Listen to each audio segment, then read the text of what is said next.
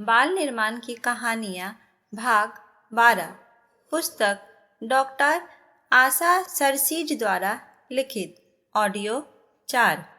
अन्नू की माँ को गूंगे बहरों से संबंधित जानकारियाँ और साहित्य जहाँ भी मिलता प्राप्त करती। वे बच्चों को सही प्रशिक्षण मिल पाए, इसलिए गूंगे बहरों की संस्था से भी निरंतर संपर्क रखती। लगन और परिश्रम कभी व्यर्थ नहीं जाया करते। कुछ ही समय में उनके परिणाम दिखलाई देने लगे। अनु में बोलने और सुनने की शक्ति ना थी, पर उसकी बुद्धि तीव्र थी। माँ की बात को वह बहुत जल्दी सीख लेता था। 3 वर्ष होते होते वह माता पिता के इशारे समझने लगा और इशारों से ही उन्हें अपनी बात समझाने लगा। घर में दौड़ते भागते, छोटी मोटी शरारतें और बाल सुलभ क्रीड़ाएं करते प्यारे से बच्चे को देखकर माता पिता प्रसन्न होते। उन तीनों के बीच में संकेत की भाषा का विकास हो गया था, जिसे तीनों ही अच्छी तरह समझ लेते थे। अब भाषा का व्यवधान भावों के आदान प्रदान में बाधक ना था। अनु की माँ उससे शब्द बुलवाने का बार बार प्रयास करती रहती थी। धीरे धीरे बच्चा कुछ शब्द भी बोलने लगा, पर उसे शब्द अस्पष्ट होते थे, जिन्हें घर वाले ही समझ सकते थे। अनु की माँ उसके साथ तरह तरह की खेल खेलती, जिससे उसके साथी का अभाव अनुभव ना हो। अनु को वे घर से बाहर अधिक न जाने देती। उनके परिचित और घनिष्ठ 2-3 समझदार परिवार थे। अनु वहीं जाता था, कभी अकेला तो कभी माँ के साथ।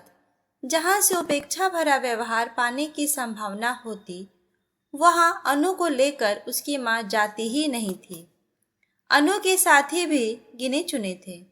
पड़ोस के 3-4 बच्चे ही उसके साथ खेलने के लिए तैयार होते और घर आते। अनु की माँ ने उन बच्चों को अच्छी तरह समझा दिया था कि किसी बात को लेकर अनु को चिढ़ाए और खिजाए नहीं। गूंगा या बहरा होने या कोई शारीरिक विकार होना तो ईश्वर की देन है। ऐसी बातों को लेकर कभी किसी का उपहास नहीं करना चाहिए। बच्चे समझदार थे। वे सदा अनु से स्नेह और सहानुभूति का व्यवहार करते हैं। खेल के समय स्वयं अनु की माँ भी रहती। वे बच्चों को badminton, table tennis, football, kho kho आदि तरह तरह के खेल खिलाती। अनु सभी में रुचिपूर्वक भाग लेता। अब अनु 10 वर्ष का हो गया था। वह स्वस्थ शरीर और स्वस्थ मस्तिष्क का बालक खेलों में सदा आगे रहता। किसी बात को वह जल्दी से सीख लेता।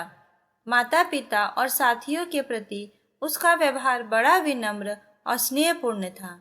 अनु के व्यक्तित्व में कोई कुंठा या हीन भावना नहीं थी। उसकी माँ का प्रयास भी यही था। अनु के निर्माण के लिए उन्होंने अपने आप को ही भुला दिया था। अनु के माता पिता ने निश्चय किया कि अब बालक को किसी संस्था में भेजा जाए, जिससे उसे प्रशिक्षण मिल पाए और वह भी भविष्य में स्वावलंबी बन सके।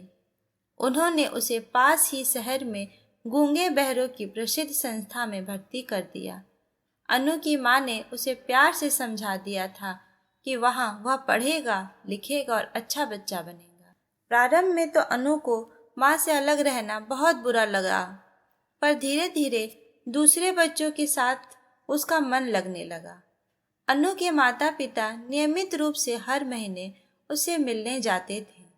वे उसके प्रशिक्षकों से उसके कार्य व्यवहार के विषय में पता लगाते रहते थे। अनु के शिक्षक उससे प्रसन्न थे। वह तीव्र बुद्धि बालक था, जल्दी ही सीख लेता था। शिक्षकों और साथियों के साथ व्यवहार बहुत ही संतोषजनक था। उसके प्रशिक्षक उसके उज्जवल भविष्य की संभावनाएं व्यक्त करते थे। अनु के पिताजी प्रत्येक ग्रीष्मावकाश में और दूसरी लंबी छुट्टियों में उसे घर ले आते थे, जिससे उनके मन में भाई बहनों के लिए कोई ईर्ष्या की भावना ना आए। दोनों बच्चों के बड़े होने पर इन्हें भी बड़े भाई का आदर सम्मान करने की शिक्षा दी गई। अनु जब छुट्टियों में घर आता तो उसे बड़ा अच्छा लगता। माता पिता भाई बहन सभी से उसे भरपूर प्यार और सम्मान मिलता। उसका परिणाम यह हुआ कि अनु का स्वस्थ विकास हुआ। वह पूरी तन्मयता से शिक्षा प्राप्ति में जुट गया। उसकी सदा यही कोशिश रहती कि अच्छे से अच्छा परिणाम लाए, जिससे कि उसके माता पिता प्रसन्न हों। स्कूल और कॉलेजों में अनु को अनेकों पुरस्कार मिले। अब वह 20 वर्ष का युवक हो गया। शिक्षा, क्रीड़ा, दस्तकारी आदि विविध क्षेत्रों में वह निपुण माना जाता था। वह अब 3 भाषाएं जानता था और अस्फुट शब्दों में बोल भी लेता था, जिसे उसके साथी और परिवार के व्यक्ति समझ लेते थे। यही नहीं, उसकी माँ और शिक्षकों ने उसमें छिपे साहित्यकार के गुणों को भी पहचाना था और उसका विकास किया था। उन्होंने अनु को कविताएं लिखने की ओर प्रोत्साहित किया। उसने उदीयमान कवियों में जल्दी ही अपना स्थान बना लिया। विविध पत्र पत्रिकाओं में भी उसकी रचनाएं छपने लगी। हेलन केलर के जीवन से अनु को बहुत प्रेरणा मिलती थी। गूंगी, बहरी और अंधी होकर भी इस महिला ने जीवन को जिस जीवट आत्मविश्वास से जिया था, वह अनु के लिए प्रेरणा स्रोत थी। अनु में भी आत्मविश्वास और आशावादिता की भावनाएं थी। उससे बात करके कभी किसी व्यक्ति को यह अनुभव नहीं हुआ कि उसमें गूंगे बहरे होने के कारण किसी प्रकार की हीनता या निराशा है। उसके हंसमुख, आत्मविश्वासी, सौम्य, विनम्र व्यक्तित्व से कोई प्रभावित हुए बिना ना रहता। अनु की शैक्षिक योग्यता और अच्छे चरित्र से प्रभावित होकर उसके प्रशिक्षकों ने उसी संस्था में अनु की नियुक्ति कर ली। अनु की माँ चाहती थी कि वह घर पर रहे, उसे कोई व्यवसाय करा दिया जाए। अनु ने माँ से कहा, माँ, मेरी इच्छा है कि मेरा जीवन समाज के उन व्यक्तियों की सेवा के लिए अर्पित हो जिन्हें सब अपंग कहते हैं और अयोग्य समझते हैं। ऐसे व्यक्तियों के मन में जीने का उत्साह जगा पाऊं, उनकी छिपी प्रतिभाओं को विकसित कर पाऊं, तभी मेरी शिक्षा की सार्थकता है। अनु की बात सुनकर माँ की आंखों में प्रसन्नता के आंसू भर उठे। सहसा ही उन्हें वह दिन याद आ गया जब वह डॉक्टर के यहाँ से यह पता करके लौटी थी कि अनु बोल नहीं सकेगा। उस समय की अपनी हताशा की भावना भी उन्हें अच्छी तरह याद हो आई। उन्होंने अनु के सिर पर हाथ फिराते हुए कहा, बेटे, वही तुम्हारा वास्तविक कार्य क्षेत्र है। मेरी शुभकामनाएं तुम्हारे साथ हैं। ईश्वर से प्रार्थना है कि तुम्हारा जीवन समाज के इन व्यक्तियों में प्रेरणा और उत्साह भरे। माता पिता की आज्ञा लेकर अनु ने प्रसन्नतापूर्वक अपने कार्य दायित्व ग्रहण किया। अनु के आने से संस्था को एक सुयोग्य और आत्मविश्वासी कार्यकर्ता मिला। सभी ने उसका स्वागत किया। अनु ने अपने प्रतिभा से प्रशिक्षण के कई मौलिक विधियां जोड़ी। वह अपंग बच्चों में उत्साह जगाता था, साहस भरता था। जिसे भी तनिक हताशा और या उदास देखता तो समझाता कि ईश्वर ने तुम्हें कम शक्तियां दी हैं। यह सोचकर यदि तुम घुलते रहोगे तो जो कुछ पाया है वह भी व्यर्थ चला जाएगा।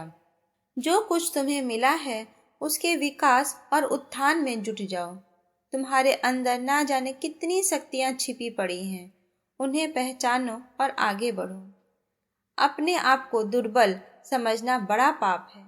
अपने शरीर के कारण निराश होते बच्चों को अनु के वाक्य नया उद्बोधन देते। अनु का सबसे बड़ा प्रशिक्षण उनके लिए यही था कि वे अपने आप को हीन न समझे, निराशा और कुंठा की भावना से दूर रहे। वह बच्चों को समझाता था, तुम जीवन में निराश और कुंठित हुए तो समझ लो कि तुमने अपनी उन्नति के सारे द्वार अपने आप बंद कर लिए। अनु विद्यार्थियों के लिए आदर्श था। उसका व्यवहार और चरित्र उन्हें भी वैसा ही बनने की प्रेरणा देता था। जो भी उसके संपर्क में आता उससे बहुत प्रभावित होता। छात्रों के मन में उसके लिए अपार श्रद्धा थी। अनु अपने संस्थान का सबसे अधिक लोकप्रिय प्रशिक्षक बन गया था। सच यह है कि सफलता आत्मविश्वासी और दृढ़ संकल्प वाले व्यक्ति के चरण चूमा करती हैं। कुसंगति का परिणाम। राजेश के पिता गरीब थे। वे एक बैंक के चपरासी थे। उन्हें बहुत कम वेतन मिलता था। उसी में वे अपने परिवार का पालन करते थे। राजेश के परिवार में 5 सदस्य थे, माता पिता और वे 3 भाई बहन। राजेश के छोटे भाई बहन सीधे और समझदार थे। वे कभी माता पिता से हट ना करते। जैसा भी खाने और पहनने को मिल जाता उसमें खुश रहते। परंतु राजेश बहुत ही हठी और अविवेकी था। वह बड़ा होते हुए भी अपने परिवार की स्थिति के विषय में नहीं सोचता था। स्कूल में वह अपने अन्य साथियों को अच्छा पहनने और खाने की चीज़ों में पैसे बिगाड़ते देखता तो वह घर आकर माँ से जिद करता कि उसे भी वैसे ही कपड़े सिलवाएं, जेब खर्च के लिए पैसे दे। माँ बेचारी कहाँ से पैसे लाती, वह राजेश को झिड़क देती। राजेश की कक्षा में 4 लड़कों का एक समूह था। वह झुंड अधिकतर कैंटीन में बैठा रहता और कुछ न कुछ खाता पीता ही रहता। राजेश सोचता कि इनके पिता बहुत अमीर होंगे जो यह इतना पैसा खर्च करते हैं। वह इन लड़कों को ईर्ष्या की दृष्टि से देखता। वे लड़के जब तब राजेश को अपनी ओर घूरते हुए पाते, उन्होंने आपस में सलाह करके उसकी और दोस्ती का हाथ बढ़ाया। वे जानते थे कि राजेश बैंक के चौकीदार का लड़का है। उसकी सहायता से मज़े से काम बन सकता है। ये लड़के आवारा, मुफ्तखोर, अपराधी प्रवृत्ति के थे, परंतु राजेश उन्हें समझ ना सका। वह खुशी खुशी उनके समूह में सम्मिलित हो गया। अब राजेश की रही सही पढ़ाई भी छूट गई। कक्षा में सबसे पीछे बैठकर शरारत करते रहना, स्कूल से भाग जाना, पैसे बिगाड़ना, दूसरों से झगड़ा करना आदि उन लड़कों की सारी आदतें राजेश में भी आ गई।